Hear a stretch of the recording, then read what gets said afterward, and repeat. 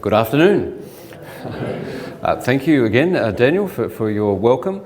Daniel, I think, is eminently qualified to actually take this session, but we've got some material that I guess will be in the total package of totality of health.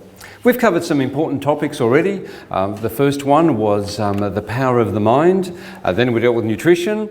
Then we dealt with detoxing your world. And today we deal with activity for life. And activity for life, or active for life, is something that I guess we immediately, or many of us, think of, probably exercise. That dreaded word which I mentioned in the very first session, that people sometimes recoil at. But what I want to do in this session is speak a lot more than just exercise. And I think you'll, by the end of this session, you'll have a very good idea that active for life is a lot more than just simply the term exercise. See, when we think of activity, we do think of movement or exercise, and in many ways movement is probably a better word for it than exercise, partly because exercise has so many negative connotations for so many people. And it also has a fairly narrow, perception, or at least aura around that word. But we'll come back to that a bit later. The topic which I think, or the nuance of activity, which I want to spend a few minutes talking about, is the whole issue of purpose and doing things. Because it's great to be active, but it's good to be active for a reason. And you may remember that we spoke about the purposes of good health. And some of those dealt with making a contribution, to pursue meaning in life, etc. Well, when it comes to purpose, you would have enjoyed the presentations that Peter has shared with us the last few sessions as well. And what was very clear from the last session is that we weren't some accident, but we were designed, that we were created for relationship and for a purpose. And the Christian scriptures tell us exactly that in the book of Genesis, the very first book of the Bible. We're told, so God created mankind in his own image. In the image of God he created them. Male and female he created them.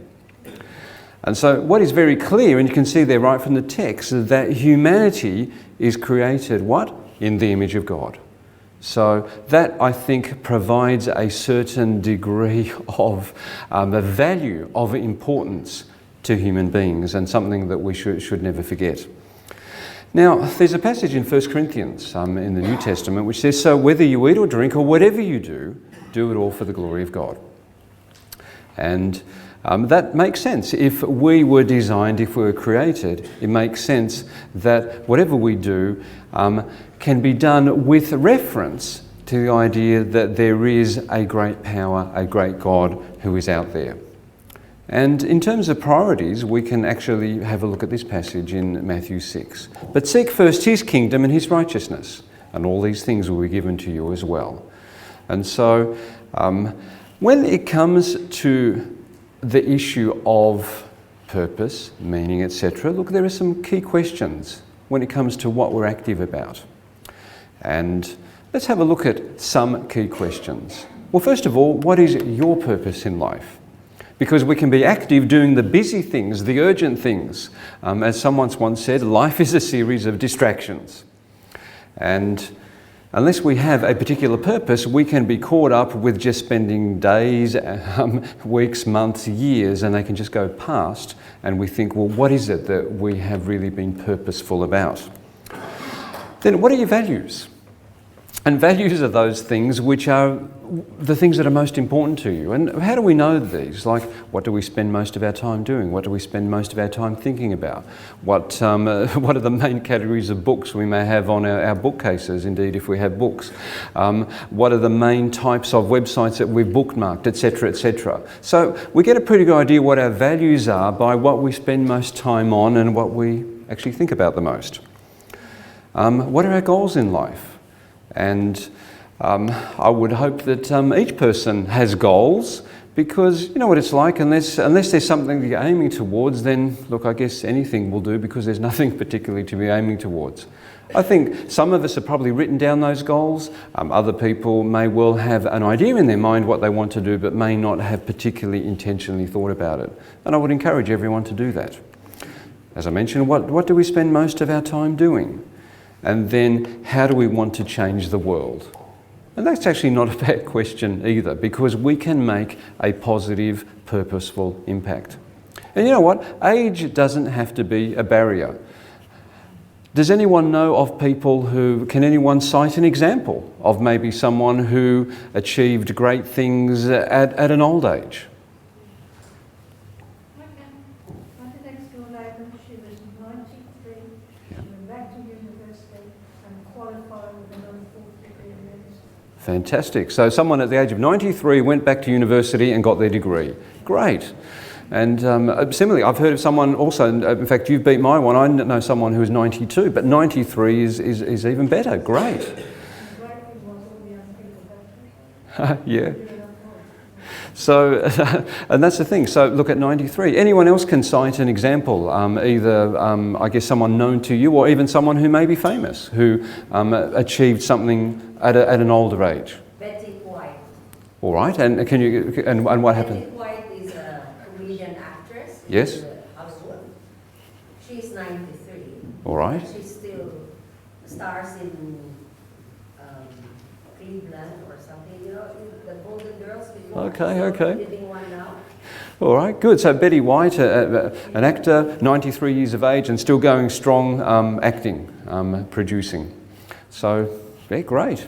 Do we have another example?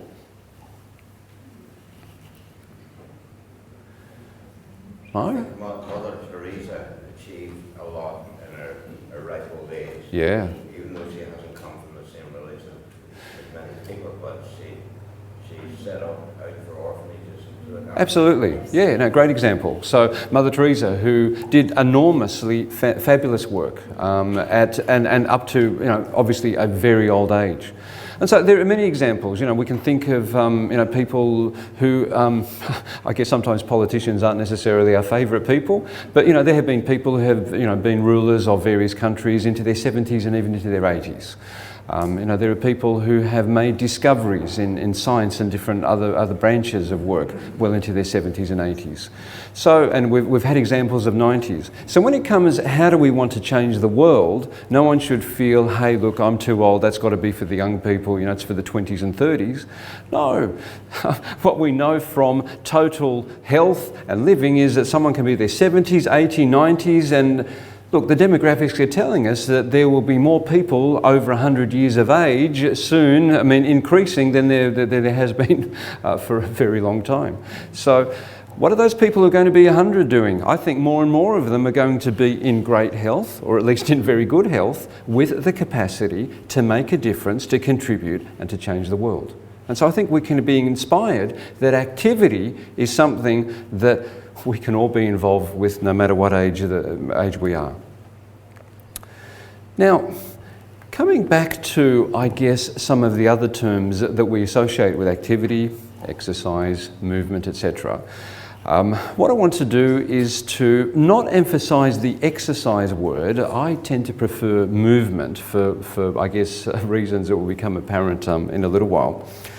But the question which I do want to ask, well, before I do that, I actually want to cite this text from the book of Genesis.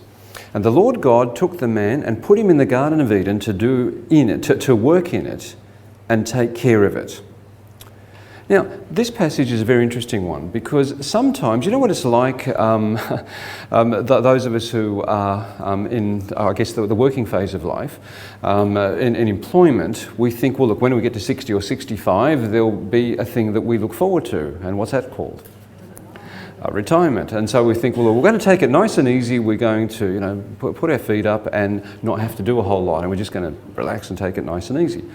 Well, that's an interesting way of thinking, and so often I guess maybe work may not be as fulfilling as we'd like. Who knows? Different people have different reasons. Of course, there's other people who want to keep active and doing work, and even if it's paid work or not, they want to keep doing that for as long as they possibly can. But what's interesting here is, and here we're talking about the first parents who God created, and he spoke about it, and he spoke about the Garden of Eden, and this was a perfect setup. This was paradise. And they were put there to do work in it and take care of it. So purposeful activity is something that we will do whatever phase of life that we can be in. We can be purposeful, we can actually make a difference and do things. And so just having the goal of sitting around and doing nothing is probably not the thing to, it's not the greatest ideal to aim towards. Because when we think about it, when we actually are doing things that we enjoy, that are purposeful, that are contributing, that make a difference, I think we all feel more alive and feel more satisfied and happy with life. Now, the question which I do want to pose then, well, look, we can assume there are benefits of movement. What are the benefits of movement? And look, I'm using the word movement intentionally instead of exercise, but there is a bit of overlap. But what are some of the benefits that you can think of movement? Get your house worked up. Guess what? Get your house worked up. Okay, you get good. Yeah, you get your housework done. So I guess that has a double plus. You get some physical benefit and some work gets done. Yeah. Can be fun, yeah. Okay, great. You maintain your cardiovascular health. All right, good. You maintain your cardiovascular health. Yeah, and why is cardiovascular health important? Well, yeah, okay. So the comment is that without it, you'd die. But that's right. You want to actually have a heart that's pumping well and a vascular system that's actually getting the nutrients to your body, because if it doesn't, you're in a lot of trouble. You have disease. So yes, it is important to have that. Yeah. The change in your emotional state as well. Makes Yeah. you feel better. Yeah, the exercise or movement, as we have here, can certainly release endorphins. And it can have positive physiological effects that actually do make us feel better. And we commented even in our first session that they've done the studies in depression, that those who do moderate exercise for a period of 6 weeks will do just as well as those who go on a leading antidepressant. And I think they're probably going to be better off long term on that. So look, it can make a big difference. Any other benefits? Self-esteem, yeah. How often is it that we get involved with doing something and it gives us a sense of accomplishment, but we feel better because of the endorphins, but it gives us that sense of accomplishment and self-esteem. Helps you sleep, absolutely. And it's a good point. How could it help you sleep? Well, I guess if it's too strenuous, it wears you out. But it can help with some other things as well. There's a very good physiological reason why it will do that.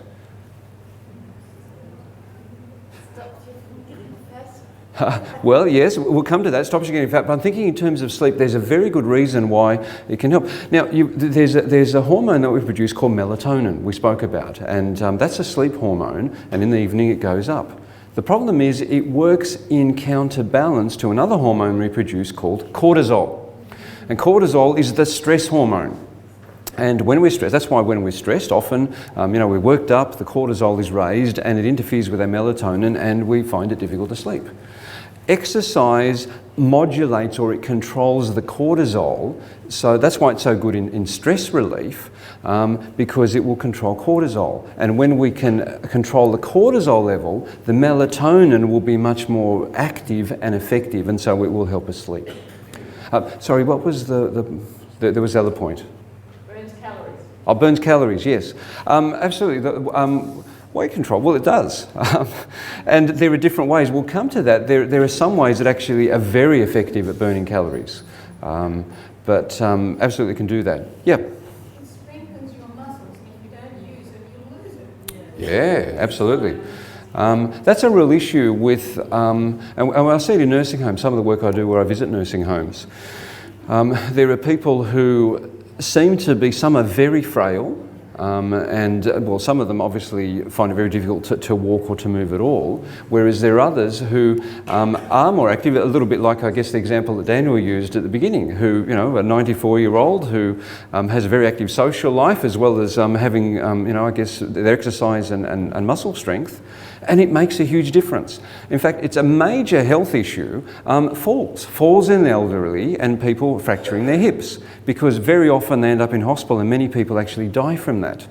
By strengthening muscles, basically having that strength, and that can help with balance as well, that can decrease falls significantly. And so elderly people can have a much better quality of life, but also a much decreased risk of major injury as well. And that is significant. Any other benefits? Mental clarity. Mental clarity, yeah. Would someone like to elaborate on how exercise can help with the mental clarity, the mental side of things? Increase blood flow, increase oxygen. Yeah, okay, no, perfect. So that's exactly right. See, what happens as we get older, unfortunately, in too many people, the vascular system doesn't become as efficient, and so we don't deliver oxygen so well to different parts of our body. And it's not just the brain, it can be any part of the body. We know that the oxygen requires an enormous, the brain requires an enormous amount of oxygen to function. And so if we exercise or if we have movement, then we stimulate the blood flow, the oxygen flow, and so we can have much more clarity. And the oxygen is critical, but it's also nutrients generally, because assuming that we have adopted good nutritional principles, well, those nutrients actually have to be absorbed, but they also have to be circulated through the different parts of the body, and they need to be able to get to the brain. And so, absolutely, the movement can have a big impact on mental clarity and health. Any other benefits? Bone strength. Bone strength? Yeah. We've heard a lot about osteoporosis and the importance of weight-bearing exercise, which can actually build up bone density. And that's something that, particularly for, I guess, postmenopausal women, is something which is particularly important, but I think it's important for everybody, because what we want to do is to maintain that bone strength. All right, is there one final one before I go through and probably, yes? Socialisation. Yeah. Actually, and yeah, a lot of what we've been speaking about has been, I guess, either a little bit more physiological, abstract, but one of the major components of total health is the social health. How many of the activities that we do can be in a social context? You know, it may be that we walk together with someone, or there are various team, either sports or activities that can be done. Many different activities which are done collectively and socially. And so it's not just the physiological benefit there, but there's many other benefits that you can have as well. Excellent point. So let's have a run through, really, and as a group, you've come up with pretty much, I'd say most of the list that we've got here. Strength we've spoken about, balance, muscle toning, endurance, so and that's to do with cardiovascular fitness as well. Improved circulation, we've spoken about, nutrient delivery, detox. Because that's the thing, once we've got a better circulation going, then the waste products that we have can be more efficiently disposed of. We know that the lymphatic system does that, as we mentioned in our previous session, and we know that when we have activity, the lymphatic system works several times more effectively than when we're not actually moving. Now, the next, there's a whole list of these. Then we've got decreased blood pressure. Actually, that's one we haven't mentioned. Did you know that regular activity can decrease the systolic blood pressure? And that's the one, you know, how you have an upper one, you have a lower one. You know, normally cited usually is 120 on 80. But some people will have maybe 130, 140, and 150 for their top one. And after they get to a certain level, well, you know, the doctor's a bit concerned and people will often end up on blood pressure tablets. Did you know that just regular movement activity can decrease the top one by 10 or 15 units? Just exercise, movement itself. That can be quite significant. So you put that together with some of the nutritional things we've spoken about, some of the other detox things we've spoken about, and you know what? I've found that a lot of people can get off their blood pressure medication when they adopt healthy lifestyle measures. In fact, I have personally supervised several people who have gone off their blood pressure tablets just in the last year or so. It is possible to do. It's not that common, unfortunately, because as a society we tend not to change our lifestyle. And so once someone ends up on one of these type of tablets, it tends to be long term. But it doesn't have to be. There is a possibility that these things can actually be reversed and the medication actually, you can go off it. Decreased depression, we spoke about depression and the movement and how important it is. Improved sleep we've spoken about. Brain protection we've mentioned. Increased brain function we've mentioned. Weight loss. You guys are good. You guys have come up with pretty much the whole list. Decreased risk of heart disease, cancer and diabetes. Cancer is an interesting one. In fact, when we look at that list, we know that heart disease and cancer are the two major killers in the Western world. There's some discussion now indeed whether cancer has overtaken heart disease as the killer. How does movement benefit cancer? Yeah, oxygen is an important thing. What we know is that cancer grows in an oxygen-deprived environment. So by increasing oxygenation, we decrease our risk of cancer. And similarly, when we're doing that, we're providing good nutrients and we're taking away waste products as well. And so these are some of the mechanisms we dealt with above, but they have a real impact on things like heart disease, cancer and diabetes. And just in case, I guess that point wasn't emphasised enough, guess what? We repeat it at the top of the next slide. Reduction in pain is a really interesting one. And Daniel, you probably see this a lot with the people you work with.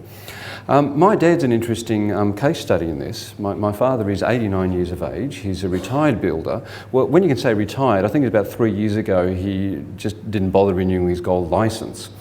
And that was because he figured, well, he doesn't do that much work that he really needs it. He can still do all these renovations and handyman work without the licence. So he'll still do that. Now the point is, when he doesn't have much on, he will complain that the arthritis is flaring up, you know, the aches and the pains, and you know, life's not so good. Then someone will ask him, oh, can you come and, you know, renovate this room, or you can come and paint this, you know, can you come and do this job? And sure, look, this will be a job that will take him a few days, and, you know, he will work long hours still, you know, do a 10-hour day, and, you know, at 89. And he will, then he'll say, oh, look, I feel so much better. He says, yeah, look, all those aches and pains, they went away, and you know, he's actually happy. Look, he comes and visits us, because he lives in Sydney. He comes and visits us on the coast, and immediately after a few hours or whatever, he says, well, look, what jobs are there that I can do? Look, I want to be active, I want to do some things. Look, we love having him come and visit. Not just because of that, we love having him come and visit, but this is an interesting thing though. Look, by being active, you can actually reduce the pain. And this is something, you know, people I see all the time. They have, you know, might have chronic knee pain or hip pain. The worst thing you can do is just seize up and not use it, because then that's exactly what happens. Everything seizes up and it becomes worse. You do want to keep within your limits. I mean, you know, don't obviously push it too hard or overdo it. But some kind of activity is going to maintain function in a way that is much better than not being active. Then we've got an improved sense of well-being, which I think was mentioned.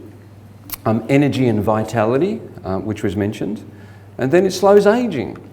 There are a number of books I've read, because I like to actually collect books that deal with various, I guess, holistic health topics. And one of those is activity. And some of those books, in fact, there are several who highlight the fact that if you want an anti-aging recipe, the number one thing that you want on there is movement and exercise, because it just has, and you've seen, it has so many different benefits.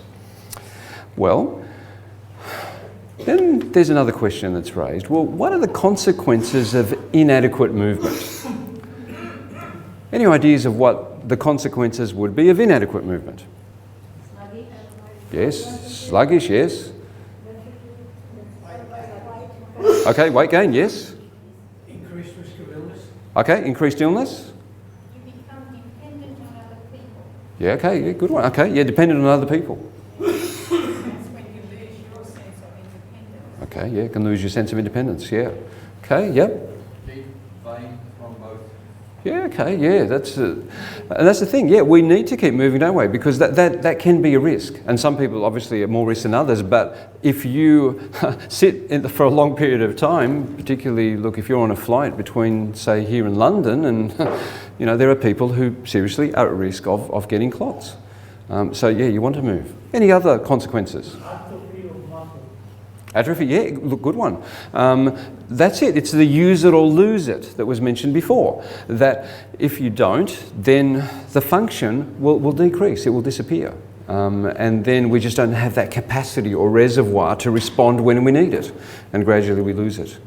Well, yeah, so there are many things that we could say about inadequate movement.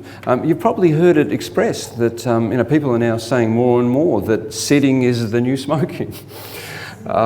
Because the studies are just coming out, and just in the last few years, that those who sit predominantly at work have a higher mortality rate than those who are active. The evidence is clear that, and this is it. So if someone is sitting all day at work, you actually want to get up as often as you reasonably can, move around. Look, if you're on the telephone, I guess stand and maybe pace a little bit. Who knows? Think of ways that you can stop sitting for long periods of time.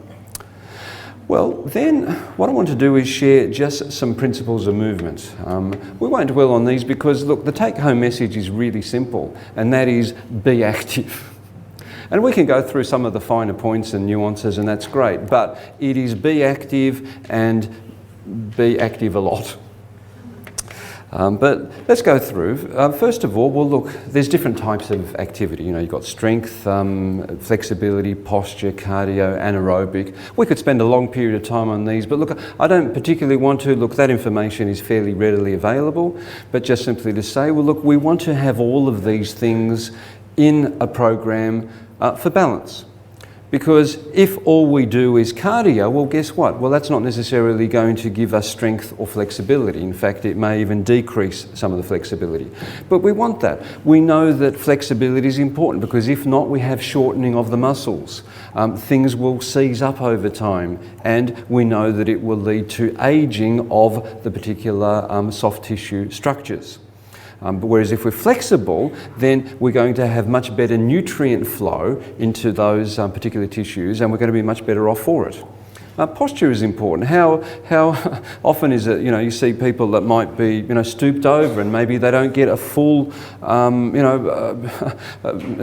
full lot of air into their lungs, so that you know, their chest is contracted, and that has a problem too because then we don't get enough oxygen. So, you know, posture is one of those things that is important. Because of bad posture, also people get low back pain, don't they?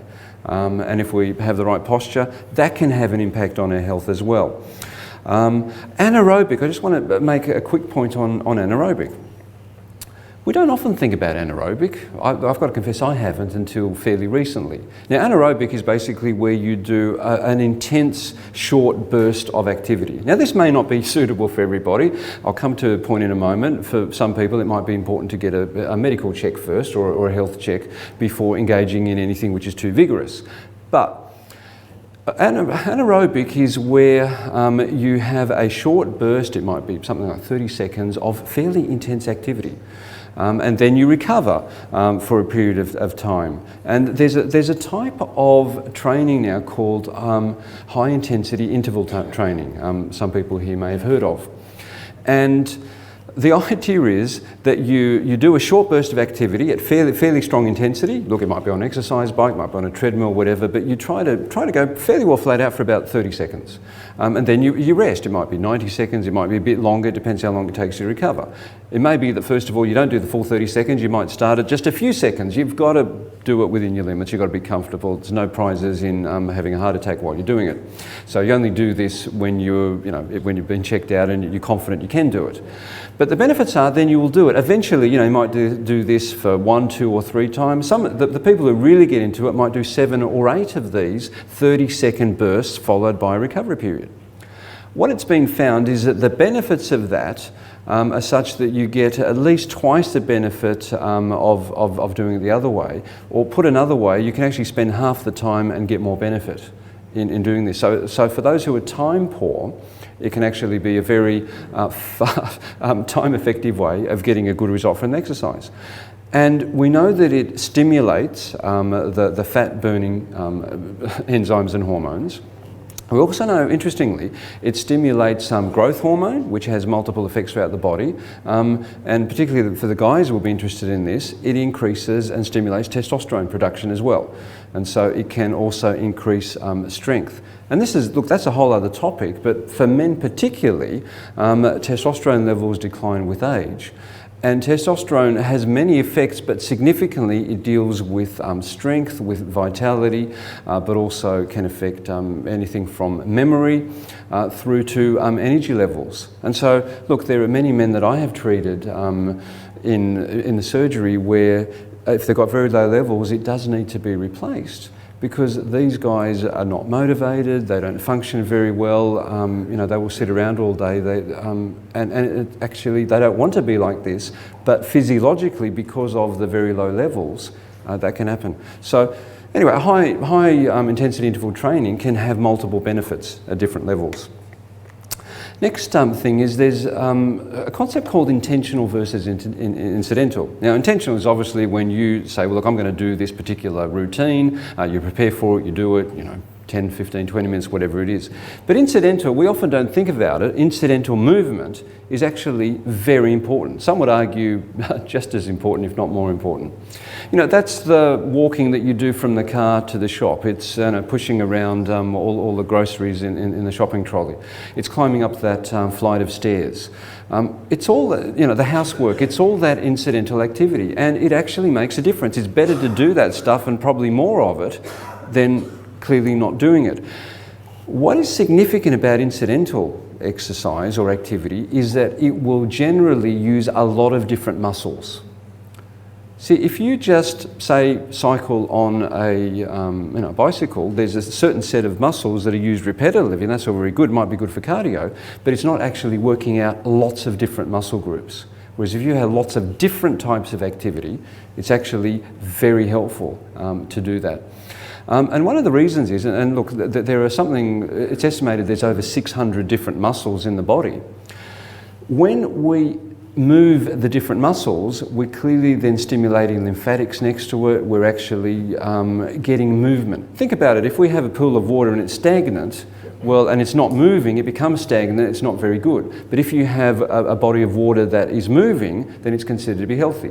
Same sort of thing in our tissues. If we've got certain muscles that just don't move, they're more likely to become stagnant with their wastes. The nutrients in the circulation is not going to get to them. So as a principle, what we want to do is actually move as many different muscle groups as we can, frequently.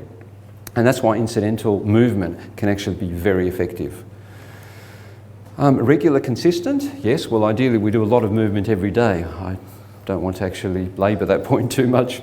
Asymmetric is an interesting one, and it ties in a little bit with the concept I just mentioned with incidental. And that is that we want to not have the same pattern of movement repetitively all the time. Now, some of that is good, of course, at times, but there's other times we actually do want to move across big muscle groups in different directions. And that's where some complicated movement or activity can be quite useful. Interestingly, that asymmetric movement, particularly the movement that goes across the midline, is very useful for brain function and brain development. We're finding that out more and more.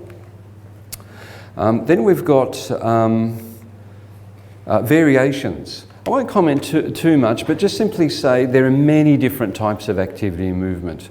The last thing I want you is to leave with the impression that all there is walking, running, cycling and swimming. No, there is a lot more. Any kind of movement is worthwhile and is effective here.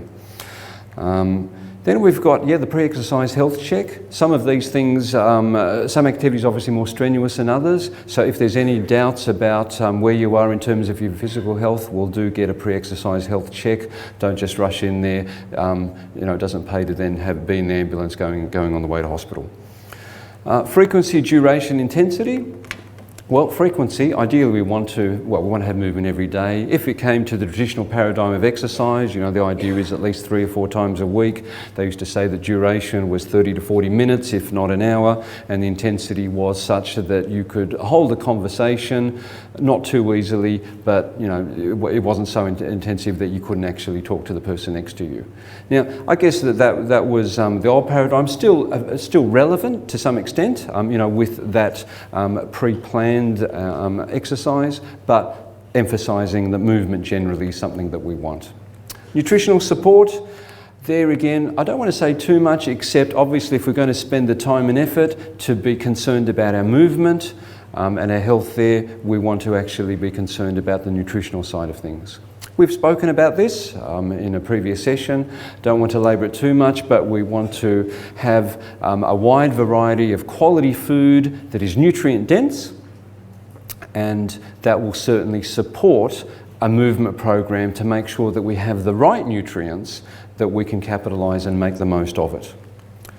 So when it comes to movement, well, there is a lot to it. Activity, when we say activity for life, you can see that there is a lot more to it than just simply the whole idea of exercise, which is what many people think about.